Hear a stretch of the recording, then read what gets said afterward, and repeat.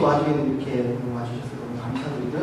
오늘은 기존에도 저희가 이제 공지했던 것처럼 아르헨티나에서 생산되는 클로 데 로스 시에테 다들 알고 계시죠? 네, 다들 알고 계시죠? 그래서 클로 데 로스 시에테 이 와이너리에 대해서도 간단히 설명드리고 아르헨티나 지역의 와인, 평소에 공부했던 말백이라는 포도 품종 이런 것들을 토크쇼 형식으로 이제 진행을 할 거예요. 그리고 오늘 그 멀리 아르헨티나에서 아르헨티나 갔다 오신 분 계세요? 네, 한 30시간 넘게 걸리죠? 네, 그래서 비행기를 타고 멀리 아르헨티나에서 와주신 라미오 마르고스 씨입니다. 큰 박수 부탁드립니다. Well, thank you very much. It's an honor to be here today. In fact, we're 48 hours of flight, but I'm more than happy to be here. It's indeed a very interesting question. Argentina, as you know, we have been producing wines for a long time, and there has been a revolution from a volume-driven to a quality-driven industry. And Michel Roland was a big part of that. He was invited in the late 80s to come to Argentina as a wine consultant. He worked there 10 years.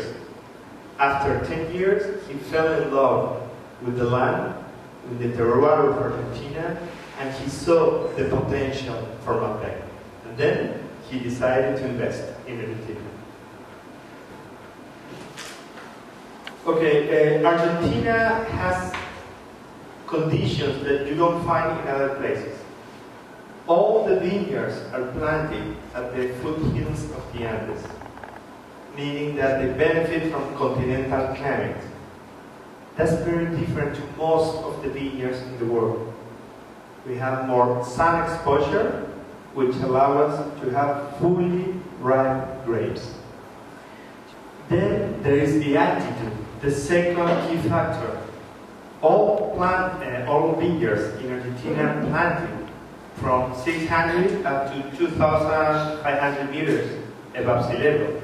That's high altitude. Most of the vineyards in the world are planted at 200 meters or less. So high altitude gives us very low temperatures during night. That allows the grape during the summer season to have a very slow ripening process, keeping all the acids and the polyphenols from the grapes. Uco Valley is a very famous area in Argentina. It's located in Mendoza. And why is it famous? Because it has altitude, it has the climate. Also the soil is very poor soil. For grapes, poor soil are fantastic because the vines need to increase their roots to get the nutrients. So poor soil, lots of sunshine, altitude, and then the crystal pure water coming from the Andes, they make an ideal terroir for high quality premium wines. 저는 그냥 아주 간단하게 여러분이 좀 궁금해하실 것 같아서 저는 이제 기본적으로 이 레이블을 보면은 아까 우리 siet가 이제 세븐이라는 뜻이 있었는데 이제 간단하게 이 레이블에 대한 설명을 좀 해주시면 좋을 것 같고요. 이 클레드로스 siet에는 또 굉장히 훌륭한 4개의 그런 와이너리가 있어서 여러분들이 그 4개의 와이너리가 어떤 특성을 갖고 있는지 알고 계시면 굉장히 재미있을 것 같아요.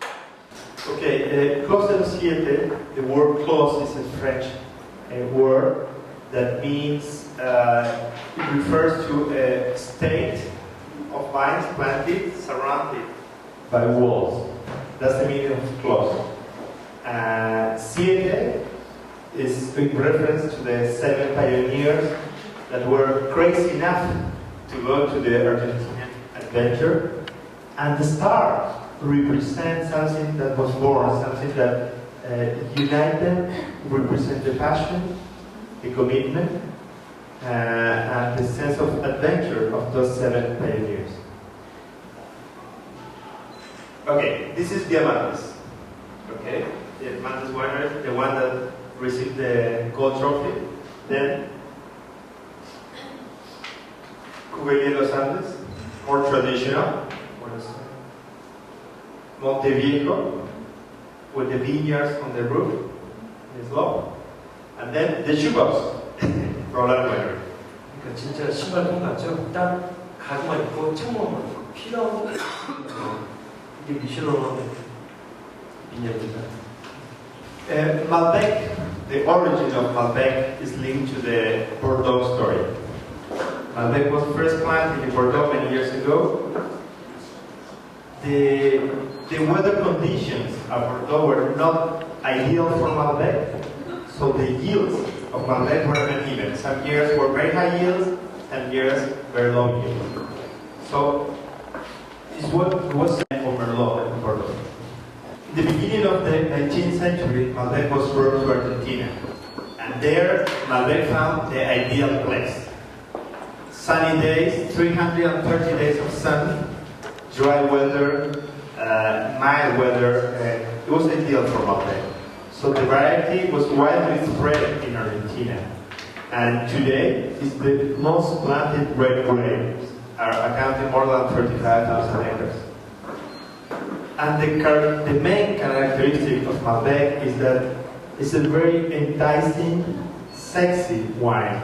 Meaning it has a very sweet attack, it's very fruity and smooth. And if it comes from areas at high altitude, like Guco Valley, they have very good acidity. It's really a one with a lot of aging potential.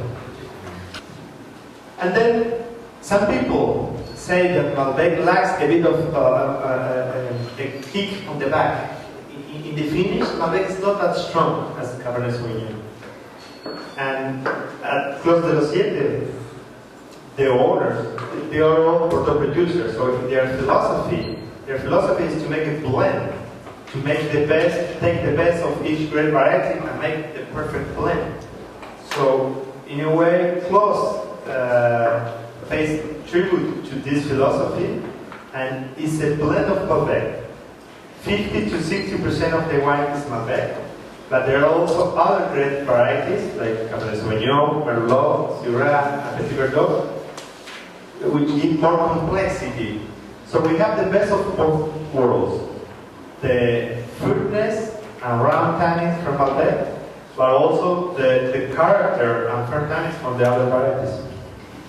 오늘 2010년부터 한번 자기가 제일 마음에 드는 빈티지라고 하는 것이 한번 손을 들어볼게요. 2010년이 좋았다.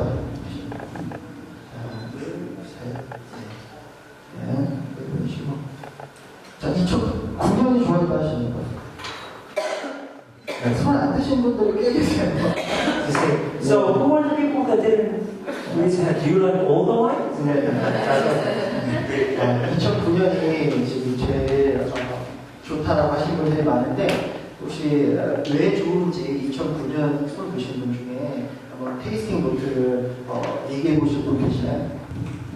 다른 와인에서는 특유의 짙은 산미가 어쩌면 숙성 초기에 나는 거일 수도 있는데 다른 것에 비해서 10년이 조금 더 따뜻한 느낌을 많이 받았고요. 밸런스 부분이나 여러모로. Which one is your favorite? My favorite. Well, I have two favorites. One, because the 2011 shows the philosophy behind the Clos. State wine, we have the same store, we cope with that, we make the best we can do, and the result is fantastic. That truly shows what's Clos all about, and that in that wine.